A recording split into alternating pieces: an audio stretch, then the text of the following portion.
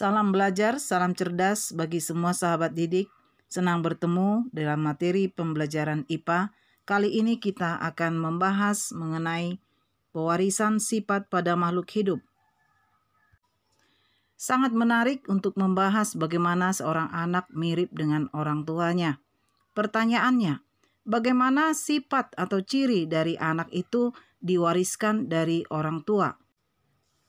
Ciri atau sifat anak yang diturunkan dari orang tua bukan diwariskan melalui darah, tetapi melalui materi genetik yang terdapat di dalam setiap sel makhluk hidup, di mana di dalam sel terdapat inti sel, dan di dalam inti sel terdapat kromosom, dan di dalam kromosom kita dapati gen, di mana bagian kromosom yang memiliki gen dinamakan lokus. Nah, di dalam gen ini kita mengenal ada materi genetik yang tersusun atas molekul asam nukleat, yaitu DNA dan RNA. Apa itu DNA dan RNA? DNA merupakan untaian yang sangat panjang dan melilit pada protein yang disebut histon. Seluruh untaian DNA dikenal dengan kromosom. Kromosom akan memadat pada saat sel melakukan pembelahan. Sedangkan RNA itu adalah asam nukleat yang berfungsi untuk sintesis protein. Perhatikan struktur dari RNA atau ribonucleic acid, di mana RNA tersusun dari gula pentosa, basa nitrogen, dan asam fosfat. Basa nitrogen pada RNA terdiri dari purin dan pirimidin, di mana purin terdiri dari adenin dan guanin, sedangkan pirimidin terdiri dari urasil dan sitosin. Sedangkan struktur dari DNA atau deoksiribonucleic acid terdiri dari gula pentosa, basa nitrogen, dan asam fosfat, di mana basa nitrogen purin terdiri dari adenin dan guanin, tetapi pirimidin terdiri dari timin dan sitosin. Disitulah perbedaan antara DNA dan RNA, yaitu pada basa pirimidin. Kita akan bahas mengenai kromosom, di mana kromosom yang dimiliki oleh organisme sebagai hasil pengembangbiakan secara generatif selalu berpasangan, yang disebut dengan diploid atau 2N. Mengapa demikian? Karena pasangan itu separuh berasal dari induk jantan dan separuh lagi berasal dari betina. Atau kalau pada manusia separuh dari ayah dan separuh dari ibu. Pada saat terjadi fertilisasi atau pembuahan, di mana sel telur atau ovum yang memiliki 23 buah kromosom karena bersifat haploid bertemu dengan sel sperma yang juga memiliki 23 buah kromosom, dan terjadilah zigot, yaitu gabungan dari 23 buah kromosom dari ovum dan dari sperma, sehingga terdapatlah 23 pasang kromosom pada zigot yang sama dengan 46 buah kromosom, dan itulah jumlah kromosom pada setiap sel manusia. Di dalam sel yang sedang aktif melaksanakan metabolisme, kromosom berbentuk seperti benang yang memanjang sehingga sulit untuk diamati. Kromosom itu mudah diamati pada waktu sel akan membelah diri, di mana kromosom akan memendek, menebal, dan mudah menyerap zat warna sehingga mudah diamati dengan mikroskop. Bagaimana struktur kromosom itu? Dari luar, bentuk kromosom tampak seperti batang, dan di dalamnya terdapat suatu struktur yang terdiri atas benang tipis melingkar-lingkar. Di sepanjang benang-benang inilah gen-gen tersusun teratur. Setiap benang terdiri atas serabut-serabut halus yang hanya dapat dilihat dengan mikroskop elektron, karena tebal serabut-serabut tersebut hanya 4 kali 10 pangkat minus 6 mm. Kromosom memiliki dua bagian pokok, yaitu sentromer yang dianggap sebagai kepala kromosom dan lengan kromosom yang merupakan bagian utama dari kromosom, dan di dalamnya tersimpan struktur kompleks dari kromosom. Kromosom memiliki 4 bentuk, yaitu yang pertama telosentrik, kromosom yang sentromernya terletak pada ujung kromosom. Yang kedua akrosentrik, kromosom yang sentromernya terletak pada salah satu ujung kromosom. Yang ketiga submetasentrik, kromosom yang sentromernya mendekati bagian tengah kromosom. Dan yang keempat metasentrik, kromosom yang sentromernya terletak tepat pada bagian tengah kromosom. Materi genetik yang dimiliki oleh satu individu terbentuk dari penggabungan materi genetik ayah dan ibu. Sifat yang muncul dari anak tentunya dipengaruhi oleh sifat dari ayah dan ibunya. Akan tetapi sifat antara kita dengan saudara kita tidak sama meskipun berasal dari orang tua yang sama. Misalnya warna iris mata yang dimiliki oleh anak bisa jadi lebih mirip ayah, sedangkan bentuk alis lebih mirip ibu dan sebagainya. Pada penentuan sifat terdapat istilah dominan dan resesif. Sifat dominan merupakan suatu sifat yang muncul di mana sifat tersebut menutupi sifat yang lainnya. Sedangkan sifat resesif merupakan sifat yang tidak muncul pada keturunan karena tertutupi oleh sifat yang lainnya. Sebagai contoh, dalam suatu keluarga ayah memiliki rambut ikal, sedangkan ibu memiliki rambut lurus. Kedua anak dari ayah dan ibu memiliki rambut ikal seperti ayahnya, sehingga sifat rambut ikal merupakan sifat yang dominan daripada rambut lurus. Kita lanjut dengan hukum pewarisan sifat yang dikemukakan oleh Gregor Johann Mendel melalui percobaannya yang menyilangkan tanaman kacang ercis.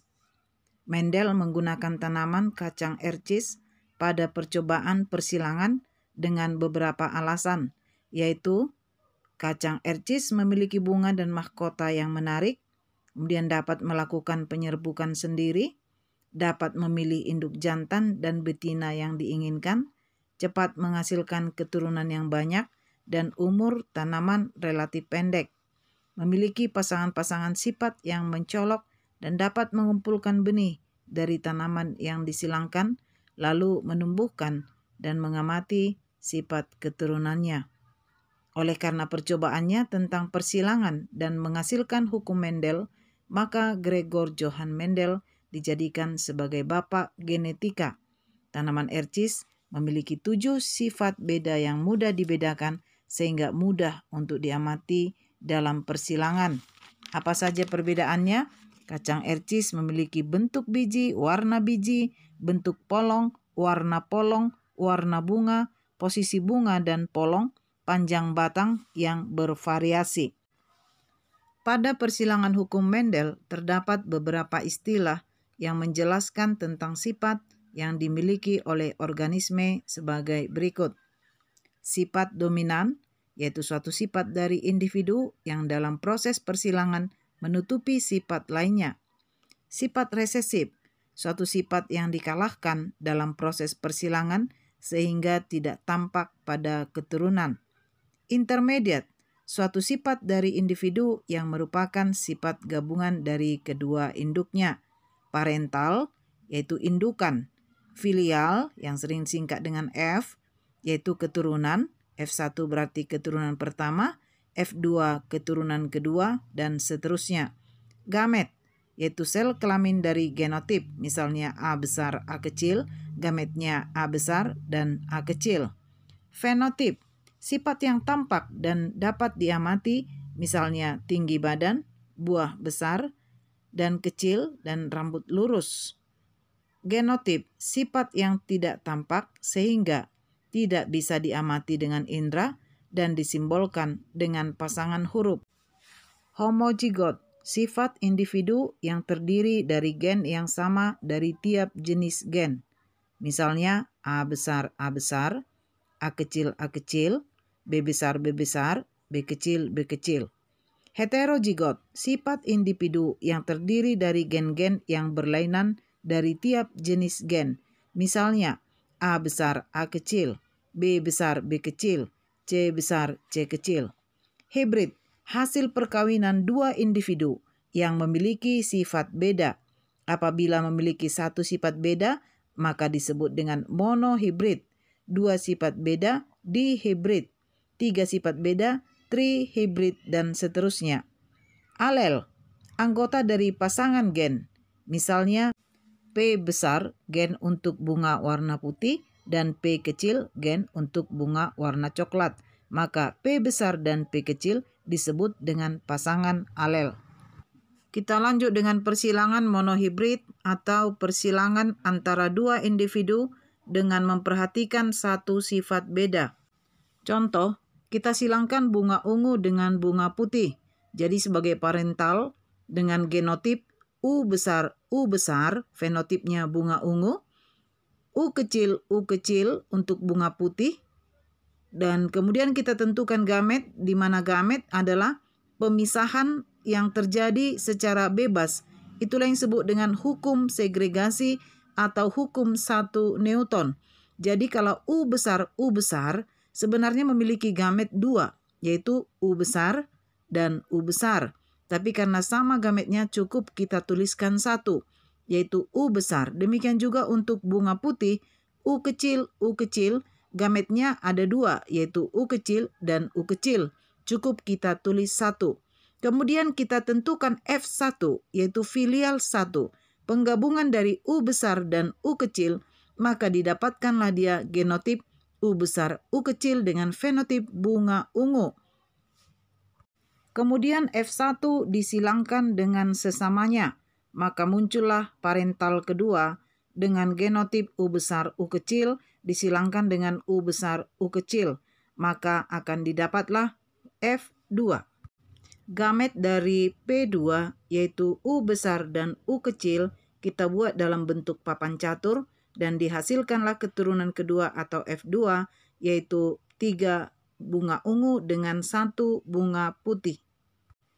Persilangan ini dinamakan persilangan monohibrid dominan karena bunga ungu dominan terhadap bunga putih. Sekarang kita akan bandingkan dengan monohibrid intermediate di mana terjadi perpaduan warna antara bunga ungu dengan bunga putih.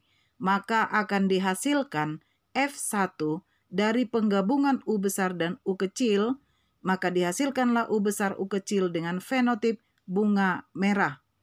Dengan bunga merah adalah perpaduan antara bunga ungu dan bunga putih.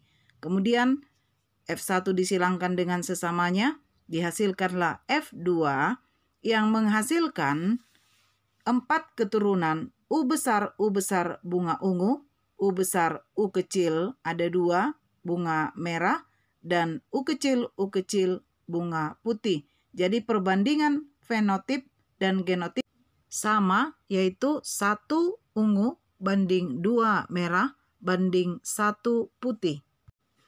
Kita lanjut dengan persilangan dihibrid atau persilangan antara 2 organisme dengan memperhatikan 2 sifat beda.